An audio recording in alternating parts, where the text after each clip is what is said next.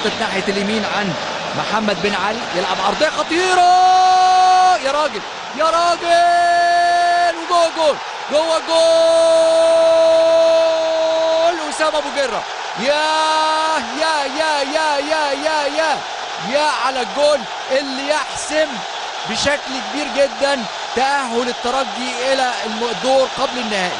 الكرة مشيت بطيئة جدا امام منطقة ال6 ياردات، واسامه ابو جره بيدور ويفكر ويحطها على طول على يسار الحارس في ليلة تاريخية لفريق الدم والذهب، ليلة تاريخية لنادي الترجي الرياضي، ليلة تاريخية للأحمر والأصفر.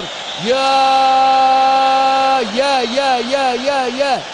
على الجول. بص الكورة اتلعبت اهي من ناحية اليمين عن طريق محمد بن علي، رجعت له تاني، ادي العرضية، ادي 1 ادي 2 ادي 3. يا